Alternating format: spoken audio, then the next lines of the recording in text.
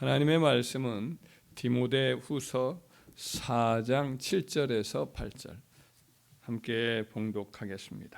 전제와 같이 내가 벌써 부어지고 나의 떠날 시각이 가까웠도다. 나는 선한 싸움을 싸우고 나의 달려갈 길을 마치고 믿음을 지켰으니 이제 후로는 나를 위하여 의의 면류관이 예비되었으므로 곧 의로우신 재판장이 그날에 내게 주실 것이며 내게만 아니라 주의 나타나심을 사모하는 모든 자에게도니라. 아멘. 오늘 읽어놓은 본문 말씀은 디모데후서, 사도 바울의 유언과 같은 그런 편지입니다. 그의 마지막 본문에서 이제 자신의 순교를 앞두고 이제 하는 말씀인데, 그가 지상에서 자기의 싸움을 다 싸우다가 이제 전쟁을 자기에게 주어진 임무를 마치고 귀환하는, 그래서 자기를 임무를 맡겨준 사령관에게 이제 가서 다 임무를 완수했습니다라고 말했을 때 상을 받는 그런 군인으로 자기를 묘사하고 있습니다. 성경은 이제 기독교인들, 하나님의 백성들에 대해서 여러 모양으로 이제 비유적으로 표현을 해요. 양으로 표현을 할 때도 있고, 혹은 운동선수, 농부, 혹은 뭐 진주, 장사꾼, 혹은 어부, 집 맡은 또 종과 혹은 청지기, 이런 여러 모양으로 이제 비유를 하는데, 그 중에 하나가 바로 이제 군인입니다. 예수님의 이제 그 제자들인 주의 성도들은 하나님의 군대에 소집된 군인으로 이렇게 묘사를 하고 있어요. 이스라엘 애굽에서 이제 나왔을 때 출애굽한 이스라엘 백성을 향해서 하나님이 하신 말씀이 내 백성, 내 군대라, 여호와의 군대가, 이렇게 표현하고 있습니다. 그래서 하나님의 백성들은 이제 하나님의 군대인 거예요.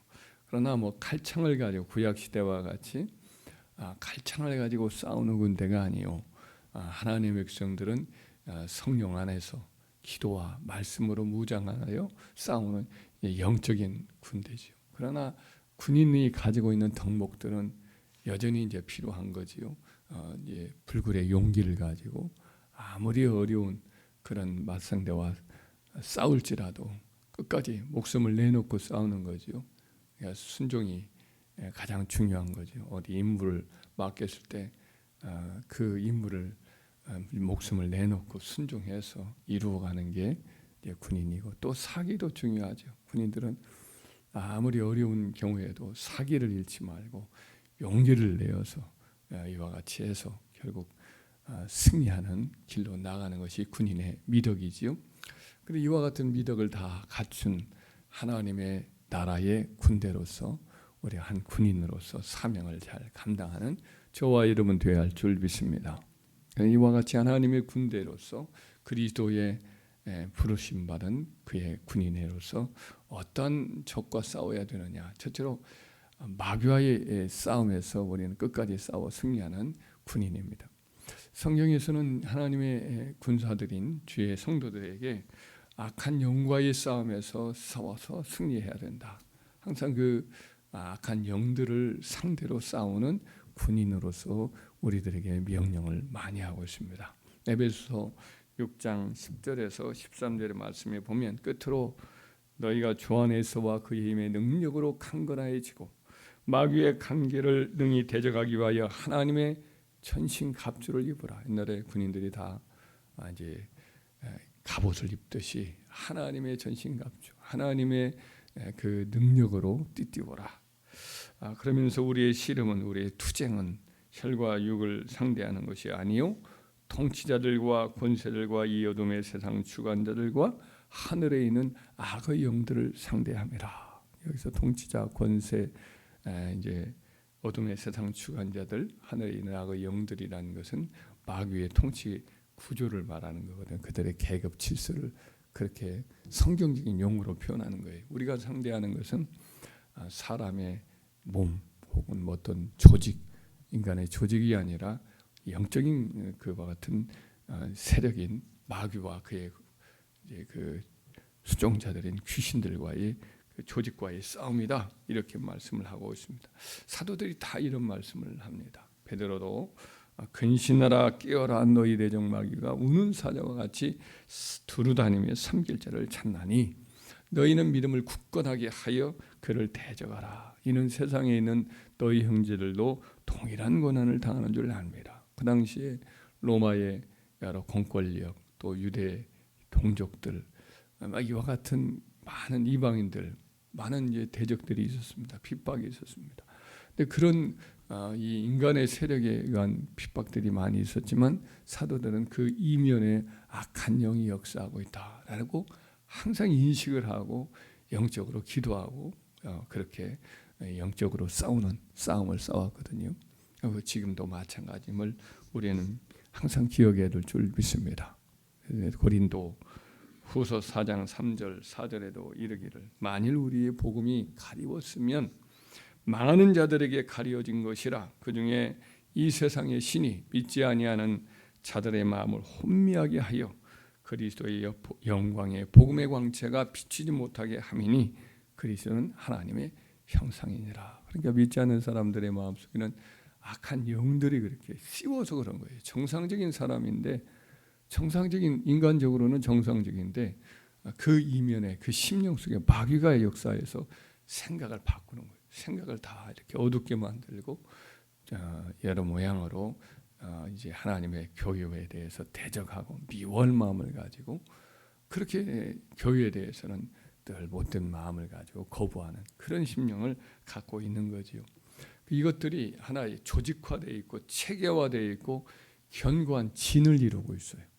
딱 이렇게 잡혀 있단 말이죠. 그래서 사도 바울은 고린도 후서 10장 4절에 보면 이런 말씀을 합니다. 우리의 싸우는 무기는 육신에 속한 것이 아니요 오직 어떤 견고한 진도 무너뜨리는 하나님의 능력이라. 모든 이론을 무너뜨리고, 이론이라는 것은 사람이 꼭 이렇게 붙들고 있는 하나의 사상, 어떤 신념, 이런 체계를 말해요. 모든 이론을 무너뜨리며 하나님 아는 것을 대적하여 높아진 것을 다 무너뜨리고 모든 생각을 사로잡아 그리스도에게 복종하게 하나니.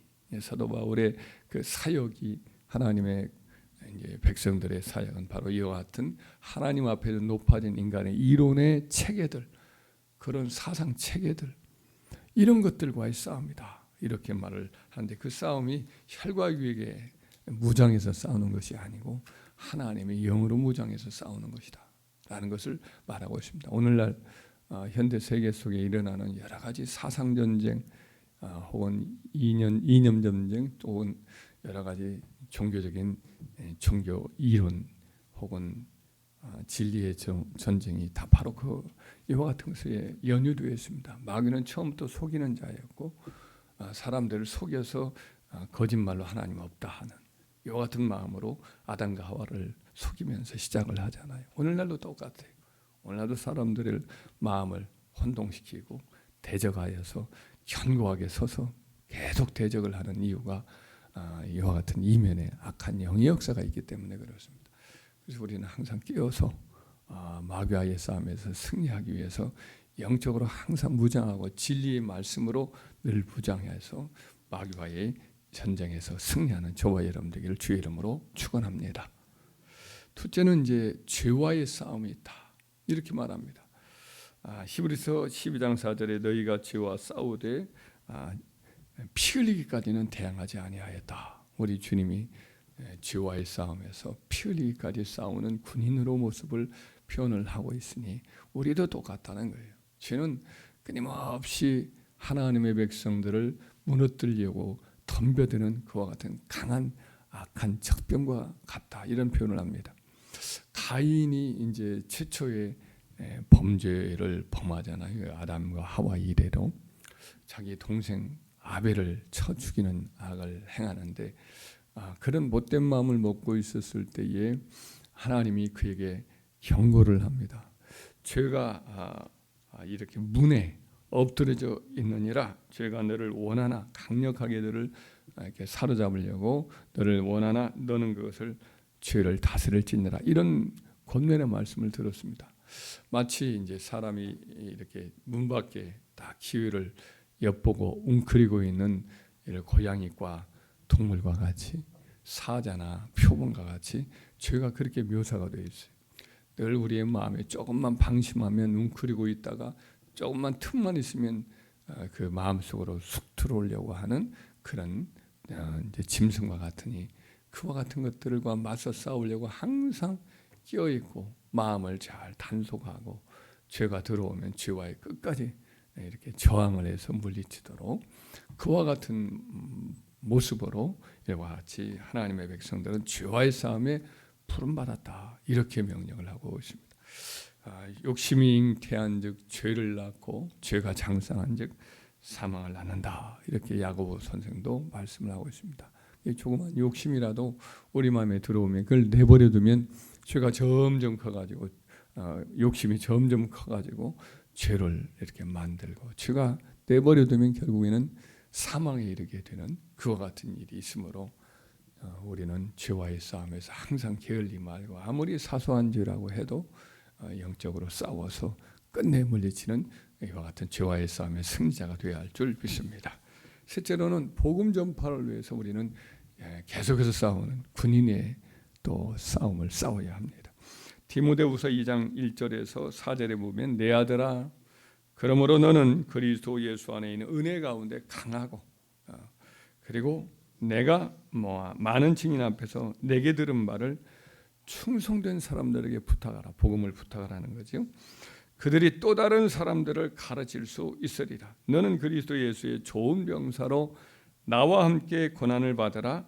병사로 복무하는 자는 자기 생활에 얽매이는 자가 하나도 없나니 이는 병사로 모집한 자를 기쁘게 하려 함이라. 옛날에 군인이 전쟁이 나면 그때 이제 소집을 합니다. 그러면 소집을 하면 그때는 집안일 다 내려놓아야 돼요.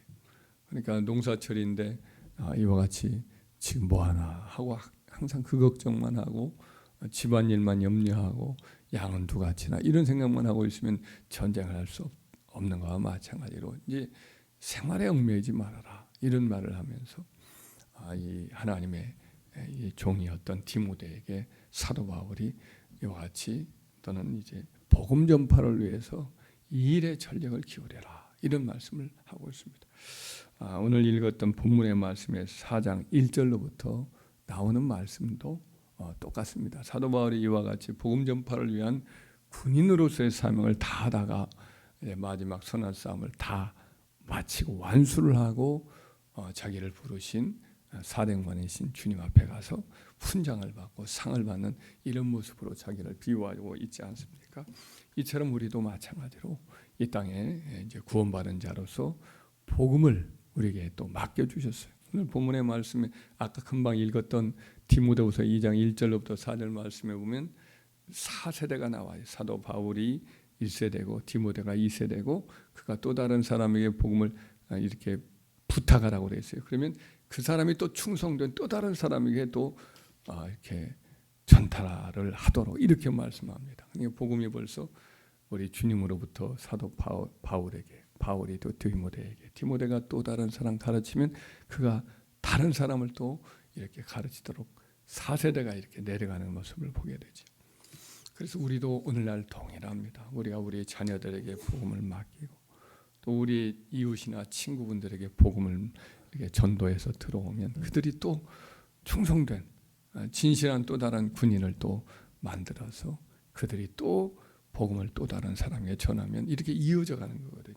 근데 우리가 이 일에 성공하지 못하면, 실패하면 복음이 이어지지 못하고 끊어버리고 망하는 복음의 세력이 약화되는 이런 일이 있습니다.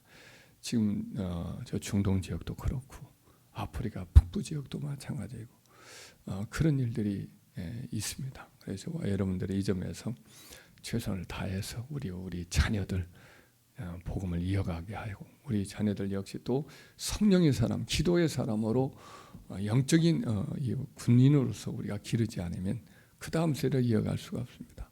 그래서 저와 여러분들도 이 점에서 최선을 다해서 복음의 횃불을, 복음의 무장과 그 군인으로서의 사기를 우리 자녀들에게 일깨워주는 귀한 사명을 잘 감당하다가 주 앞에 서서 승리하는 저와 여러분 되기를 바랍니다. 마귀와의 싸움이 있고 죄와의 싸움이 있고 복음 전파를 위한 싸움이 있습니다. 힘을 다해서 우리가 주어진 싸움 잘 감당하고 승리하고 우리가 주님 앞에 서는 그날에 복음을 위한 우리의 싸움의 상처와 이 모든 것을 보여주면서 귀한 상을 다 받는 주님의 군사들 다 되기를 주의 이름으로 축원합니다.